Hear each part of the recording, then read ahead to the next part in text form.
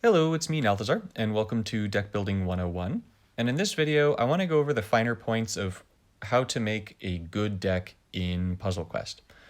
Now, keep in mind, basic disclaimer, this is a Magic the Gathering game, so there's kind of an exception to everything that I say, but this really just generally applies to like 99% of decks. So, that being said, there are 5 major things that you want to keep in mind when making any deck in Puzzle Quest. Those 5 things are consistent mana production, removal, creatures that produced tempo or in some way boost your tempo, card advantage, and your Planeswalker choice. So let's first get into consistent mana production. What does that mean?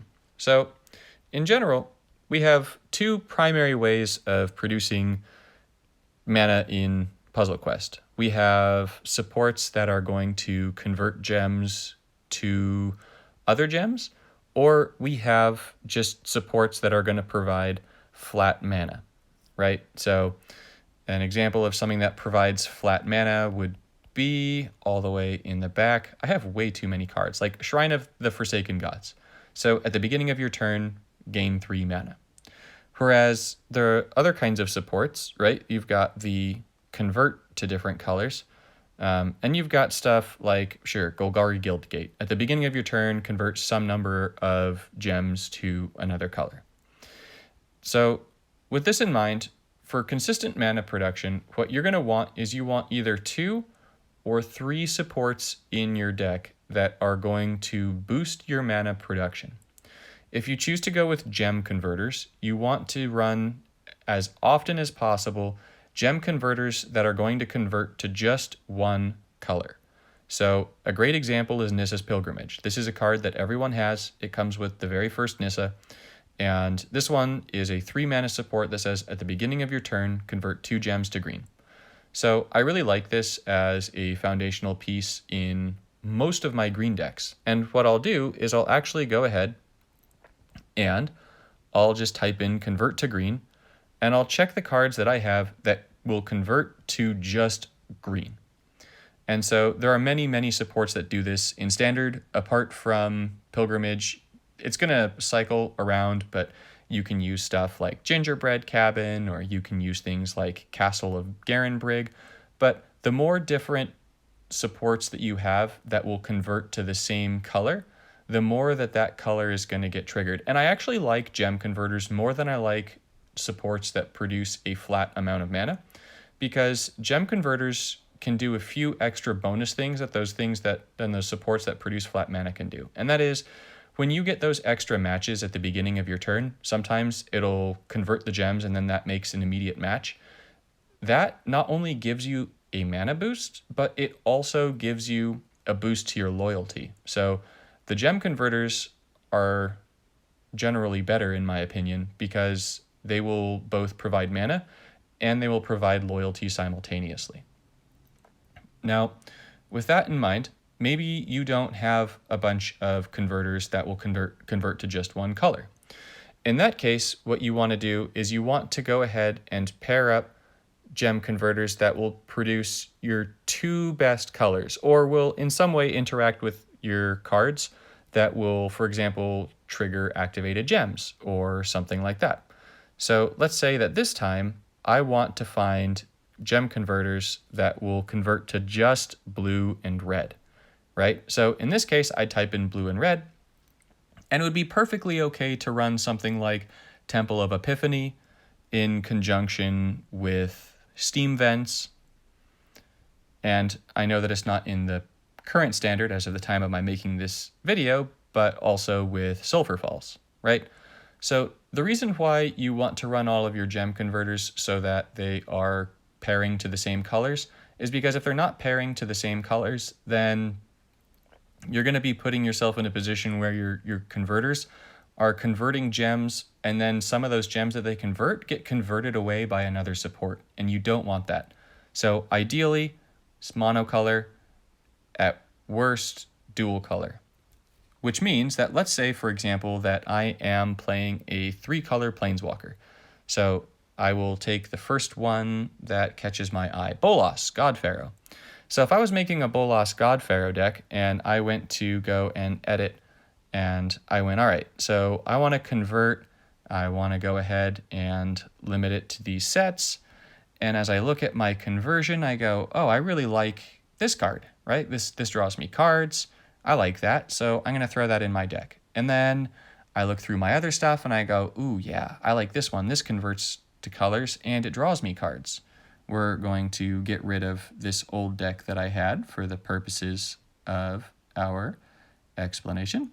So I look at these two and I've got now this one that converts to just black and this one that converts to red and blue. All of those happen to be Bolas's colors, but you're going to be converting gems away from what it is you're trying to do. And so ultimately, by playing both of these, you're kind of sort of taking mana away from yourself when you could be giving yourself mana by playing multiple versions of either Temple of Epiphany or black converters like Castle Locthwain, right? So that's going to be the first one. Put 2 to 3 gem converters that do basically the same thing in your deck. All right, so the second thing you're going to want to make sure that you have is removal. And so for removal, the amount of removal that you want in your deck is going to be based on what sorts of removal cards you have at your disposal. Now, as we look at the different cards that exist in Puzzle Quest, so we have creatures. This spell thing doesn't matter, right? Spells, you don't really have viable removal for. So I'm not counting discard, right? And then in the support range, we have lands, we have artifacts, we have enchantments, and we have vanguards. So it's good that when we go ahead and that was misspelled. When we go ahead and plug in our removals, we want to make sure that we can remove some of everything. And so when I say you want to remove some of everything, I mean that you want to literally be able to remove some of everything. Now, unfortunately, Casualties of War doesn't quite remove everything. So it looks like it does, but it actually doesn't. So there are the very, very rare supports that are literally just supports. They aren't enchantments, they aren't artifacts, they aren't lands, they just are supports. So I learned this the annoying way by actually going up against a support. You might be familiar with it. It looks like this. This monster right here is just a flat support. It is not an artifact, it is not an enchantment, and so that made me reconsider how I was going to build when encountering white decks in Standard, because this is always going to be in Standard. Now, it is optimal that your removal, man, I'm just on a roll here. You want your removal spells to be doing one of a few things for you, right? So you want them to be removing at a reasonable cost. So a card like Scour from Existence that removes a creature for 12, not very good. Now, it used to be like the only kill spell that green had at its disposal, so it saw a lot of use, but now we have a lot of better things. So when you're looking at making a deck, make sure that you have enough different cards to remove some of everything, right? So for that, you want to have stuff that removes creatures. And ideally, you have stuff that removes creatures that can also remove other things too. The more removal spells you have that you can put in your deck that are multi-purpose, that will destroy multiple different things, then the fewer removal spells you can have in your deck, which means the more that you can devote to having other things that'll increase your general tempo.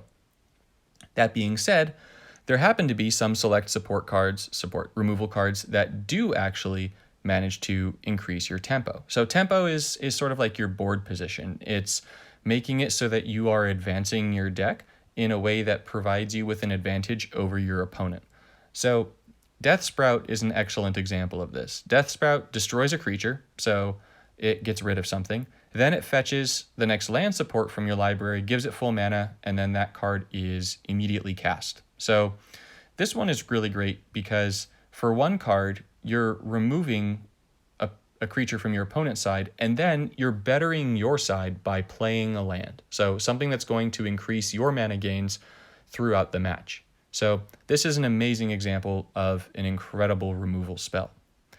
Whereas if you were to take a look at that versus another card that happens to be pretty good, like, even Final Reward, this is just 7 mana to destroy a creature. But even though this is 7 mana to destroy a creature, whereas Death Sprout is 10, I would use Death Sprout in pretty much every deck over Final Reward, because I want that increase in tempo. This just destroys a creature. It does nothing else for me. That's not to say it's a bad card, it's just that Death Sprout is better. And so as more and more cards get printed, we get more and more things that do that. So Assassin's Trophy, this destroys a creature. Then, if there is no creature, it destroys a support. Now, it does give your opponent a land, but a surprising number of players do not follow my 5 rules for making decks in Puzzle Quest, and so a surprising number of players do not get the land from Assassin's Trophy. That is another story for another time, though. So, other things that you want to consider are things like Angrath's Rampage, right? So this destroys a Vanguard or a creature. So the more things that you put in your deck that can destroy one of everything, the better, right? Then the other thing that I like to have, and this is especially for events that you can't afford to lose in a node, so you can't afford to lose a life because you have a certain number of lives and it's like a placed event, you need to have a certain number of points, then you want to run removal that gets rid of everything, a board wipe, something that's going to get rid of creatures, it's going to get rid of supports, and it's just going to reset the board. And so cards like the Great Aurora, which is an Origins card, are great cards to have in your deck for those types of situations. So for removal, I like to run between 2 and 3 removal cards in my decks. I'm pretty fond of running, you'll see it in a lot of my decks, and granted, I know that this is going to change as standard shifts, but currently I run Casualties of War in most of my decks. Most of my decks have green or black in them. Or like before the standard swap happened, I ran River's Rebuke in pretty much every deck that I could. I would run blue just so that I could use this card, because it would get rid of all of the nasty things that my opponent had, except for lands. And so this is a great example of a fantastic removal card. All right, so that takes us through mana production and removal. So this brings us to creatures. What sorts of creatures do we want to put in our decks? Now, I feel like the best example of a creature that I want to talk about is actually Gaia's Revenge. So Gaia's Revenge is 23 mana for a 16/9. It has haste, meaning it can attack the turn it enters the battlefield. It has hexproof, meaning that it can't be the target of enemy spells or abilities, and is overall one of the signature beatdown cards in Puzzle Quest. That being said, I pretty much never use Gaia's Revenge. I can actually say that there is not a single deck that I have saved that uses this card, and there's a reason for that. While Gaia's comes out and provides a really high power creature, it doesn't in any meaningful way improve my board state. It doesn't make it any more likely that now I'm going to have control of the board, and as such, I'm going to maintain that control of the board and use that control to beat my opponent. So let's take another example, right? So let's go ahead and say that Gaia's Revenge is going one-on-one up against Razzia. So we're going to say that one deck just has Gaia's, the other deck just has Razzia's, just those 2 cards, right? Razzia is going to win every time, no matter what. Razzia has 9 power, Gaia has 9 toughness. Razzia has vigilance, Razzia is going to block Gaia. Razzia has prevent damage every other turn. So Razzia is going to take nothing from the Gaias and continue to swing and hit the opponent. And not only is Razzia going to do that, but Razzia also has additional abilities. If the opponent finds some way of dealing damage to me, Razzia deals her damage back to the opponent. So there are a lot of really cool things that you can do with Razzia, whereas with Gaia's, all you're really able to do is just have a big creature. Now, I know that that can pair well with things that benefit from having big creatures, etc., but for the most part, Razzia is just a flat-out better card, right? It's going to make it so that you play Razzia, you can wipe your opponent's board with this, and if you ultimately clear out your opponent's board and play a Razzia, your opponent is not likely, without being able to kill it, to be able to break through it. So that's part of why I really like Razia. Another great creature for tempo is Etrata. Etrata is going to come out. It's going to start exiling your opponent's creatures.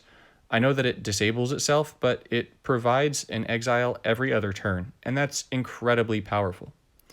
So let's take another creature, right? So let's say that this is another newer creature, right? At the time of my making this video, Frost Titan. So now we've got a deck that's just got Gaias versus a deck that's just got Frost Titans. The Frost Titans are going to win every time because the Frost Titans are going to disable the Gaias, and then the Gaias are just going to be permanent disabled while Frost Titan swings in for the win. And there's really nothing else that the opponent can do without, playing removal or something. And you could say, oh, wait, but you can't remove Gaias with something like destroy target creature, whereas I can destroy your creature with a destroy target creature. Yes, that's true, but if you play Gaias, you have absolutely no defense against anything that I'm going to do. You're just relying that your offense is going to be better than my defense. And for that exact reason, I don't like Gaias. Now, there are other cards, not just mythics, that are going to provide you with meaningful tempo. If you go into Origins, I love Harbinger of the Tides. Harbinger of the Tides is only 10 mana, so it doesn't cost too much mana.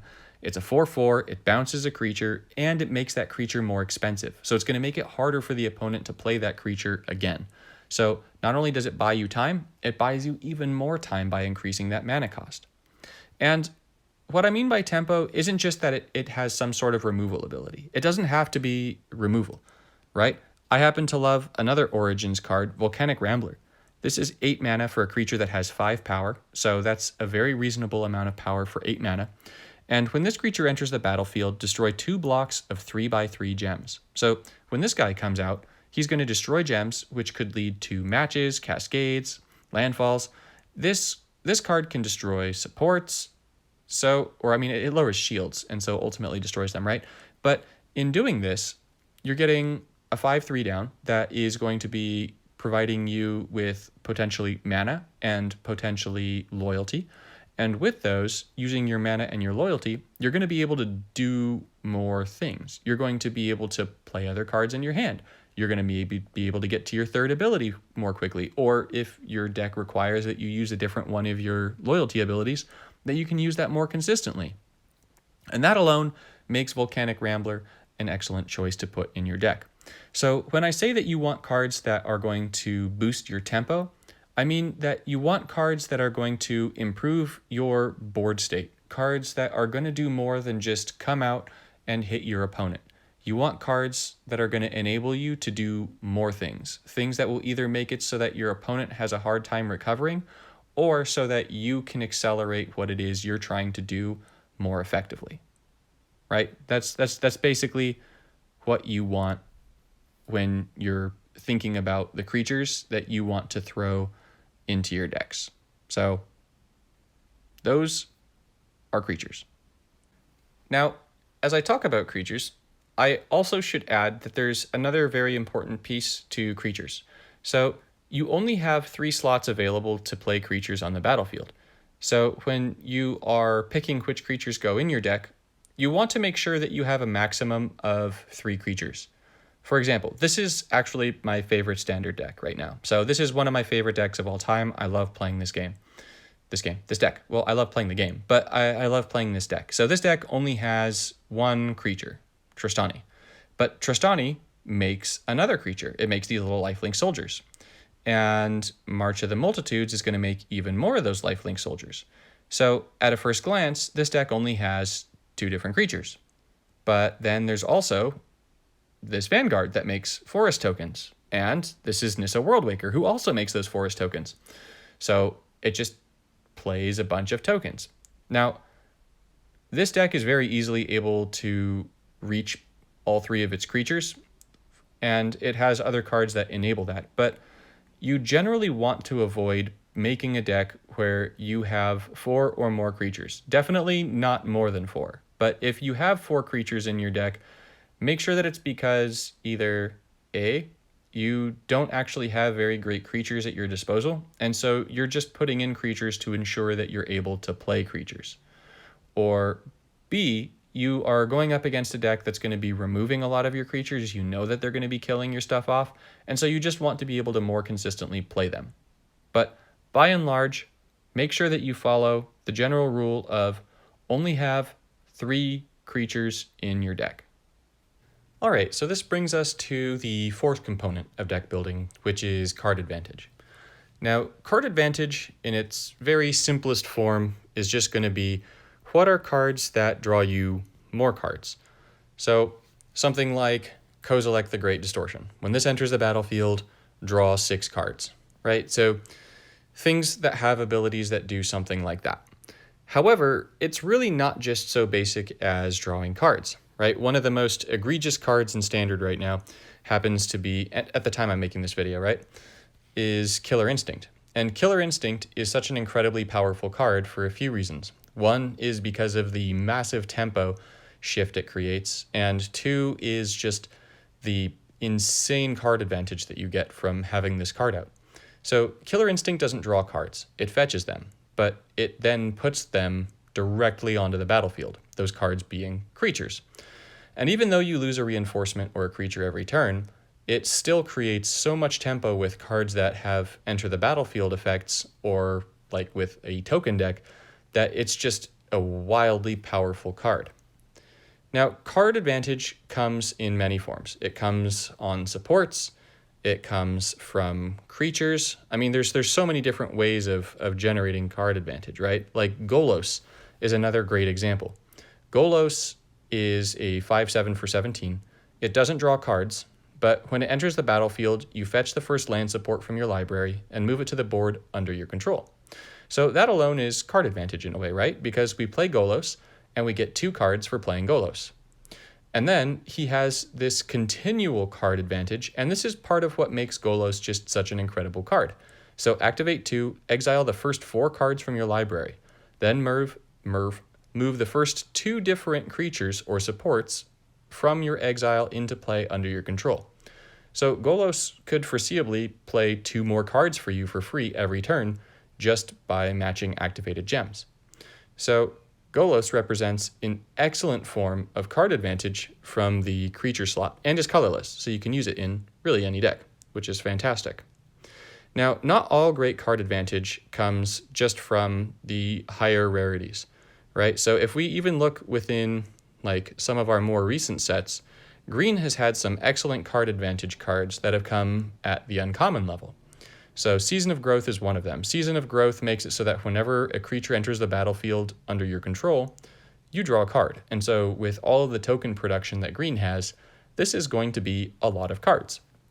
For the new food mechanic that has come out with Throne of Eldraine, you can play a card like Trail of Crumbs that says whenever a food token you control is destroyed, draw a card. So there are many ways in which you can achieve card advantage, but you absolutely want to make sure that you have a few cards in your deck that will indeed give you some form of card advantage. Things that are going to draw you cards, things that are going to play additional cards just by existing. And so ideally from a creature or a support, you want it to be able to do that a lot. You want it to be able to do it every turn. From a spell, you can get away with a spell that is going to give you card advantage just with it drawing cards for a pretty cheap amount of mana and then doing something else. So like the most broken card draw card of all time, in my opinion, is Blue Sun Zenith. Blue Sun Zenith would draw you 6 cards and then give all of them 10 mana. So you could create like insane tempo just by running this card in your deck. And this wound up taking the place of a lot of like gem conversion or other mana production cards just because the mana and card draw that this card produced was just so good. Now, in Always Standard, Days Undoing is a pretty solid card. So this one's going to draw you 5 cards. It's going to give all of your cards in hand 3 mana, and it can sort of like low-key drain all of the mana from your opponent's first card or from their hand just by forcing them to shuffle their hand back into their library. So that's a pretty nifty little like side effect that you get from that. All right, so that gets us through our first four. So consistent mana production, removal, creatures that boost tempo, and card advantage. Which brings us to the fifth one, which is Planeswalker Choice. So as you pick your Planeswalker, you want to pick a Planeswalker that's either going to add to the strength of the cards in your deck, or you're going to want a Planeswalker that fills in the gaps in your deck's construction. So things that it will be able to do to assist you.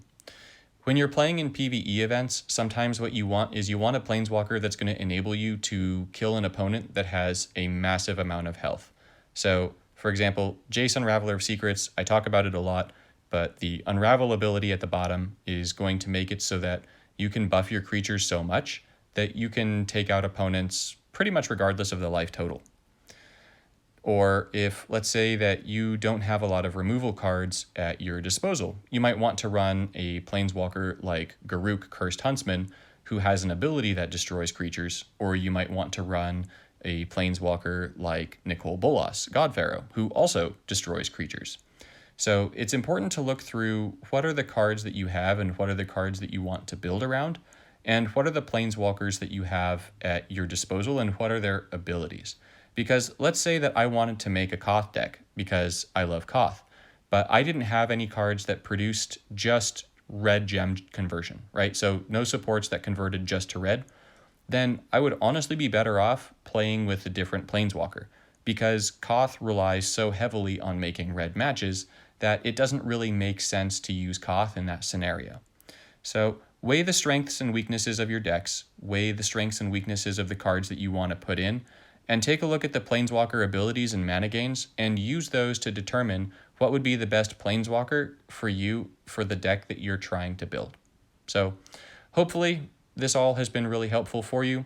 Use these 5 tips and I guarantee that you're going to make decks that are going to be more fun to play. They're going to be more consistent in events. You'll find that you're going to go perfect more often. And in general, you're just going to feel like a much more complete and a better deck builder. So sorry it went on for a bit long, but there were a lot of things to discuss. See you in the next one.